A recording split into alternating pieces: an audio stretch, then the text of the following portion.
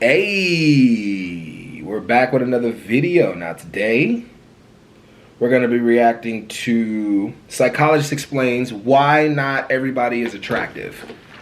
Okay, so a psychologist explains why everybody is not attractive.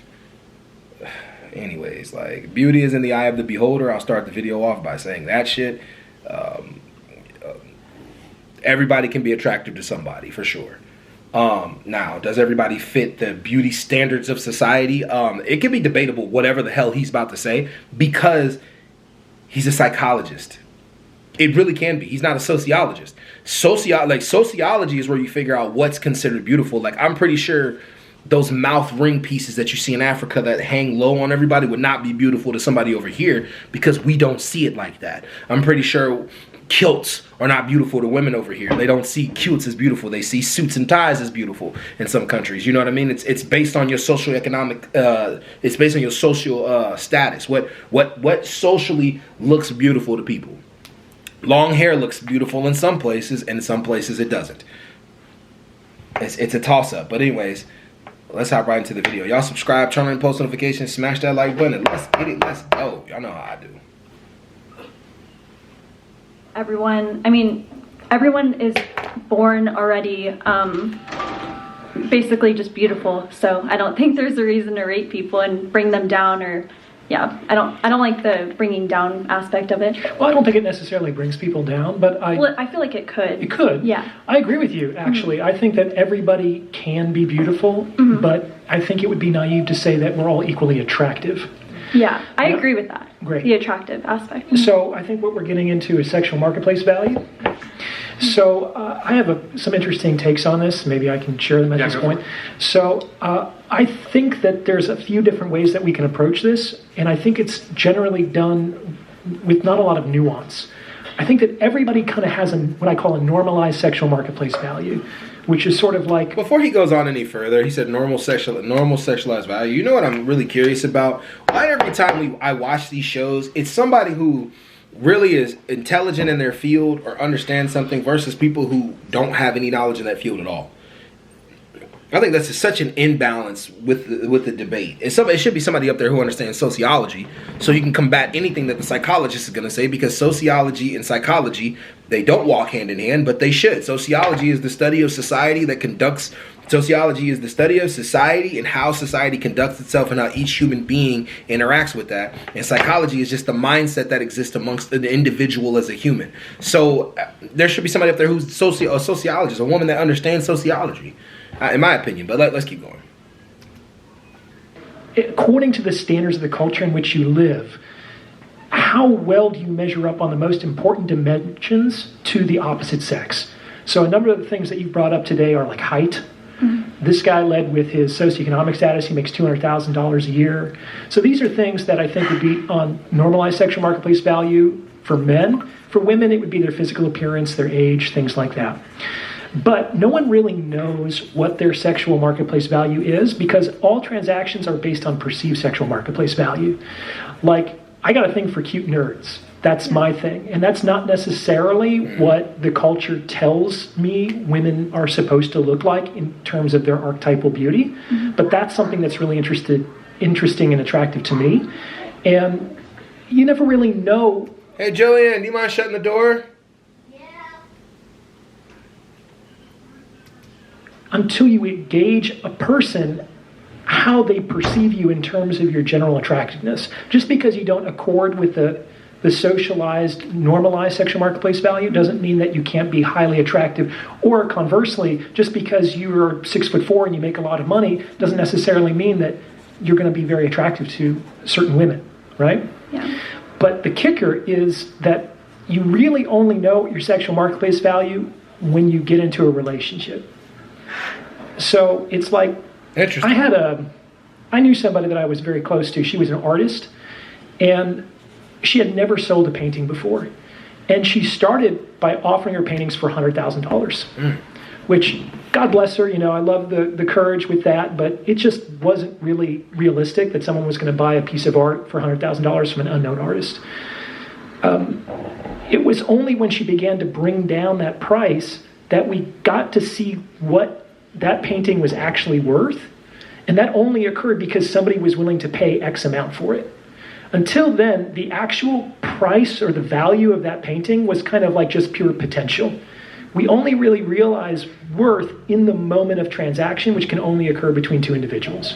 So you're saying, okay, so then let's say the girl gets into a relationship, then how do you determine her SMV from the guy's status? Yes. So I think that you can kind of, in this framework, determine a woman's sexual marketplace value by the normalized sexual marketplace value of the men who are willing to get into a relationship with her, and you can determine a man's male sexual marketplace value by the normalized sexual marketplace value of the women he is able to sleep with.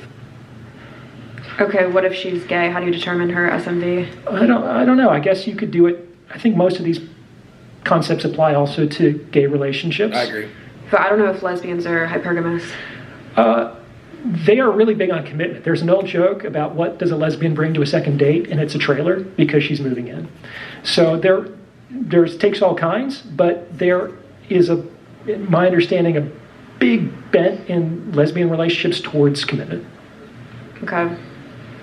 I just feel like in high schools and colleges, like people kind of date people at their school. They're probably like in a similar income range. Sure. So I don't know how you would determine like the SMV of like a college sophomore is dating another college sophomore who are both kind of an equal amount of college debt. And you wouldn't say she has low SMV because she's dating a guy in debt and not getting scooped up by a millionaire, right? So doesn't that kind of make your definition of SMV kind of irrelevant to most dating instances? No. Yeah, and to a degree, like when people like the whole conversation of like socioeconomic status compared to socioeconomic status, basically, like within the attraction field, is definitely interesting to me, because you do see an extensive amount of women, which I do think, like TikTok, YouTube, you see an extensive amount of women only chasing men for the resource of the money that they have to produce, right?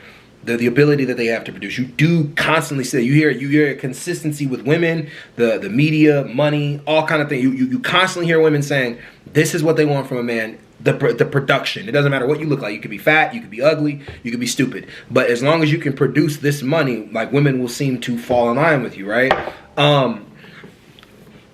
However, though, when you start researching the data, only 1% of the population make over $200,000 a year.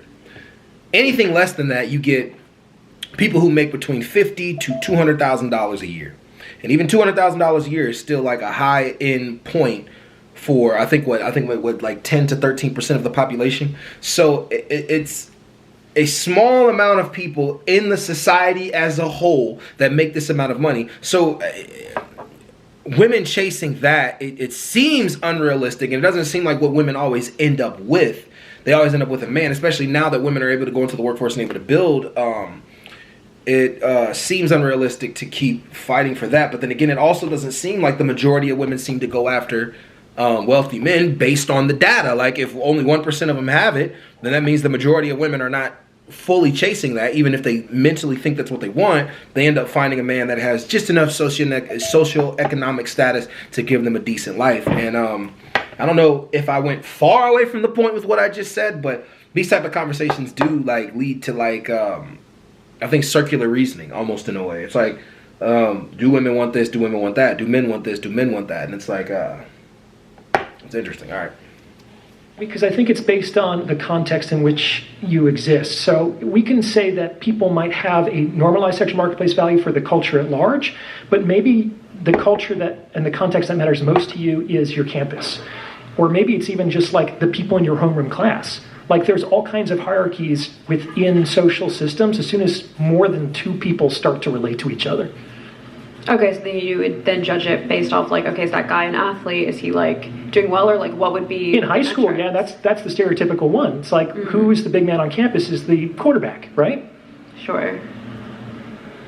Now, does this guy, can he compete with somebody who's 35, makes $1 million a year? Well, it just depends on what the woman is looking for. You know, she might be so involved in that context that she will actually choose the quarterback over somebody who makes, hundreds of $1,000s a year. Mm-hmm. I think it really depends on the context. Mm-hmm. All right.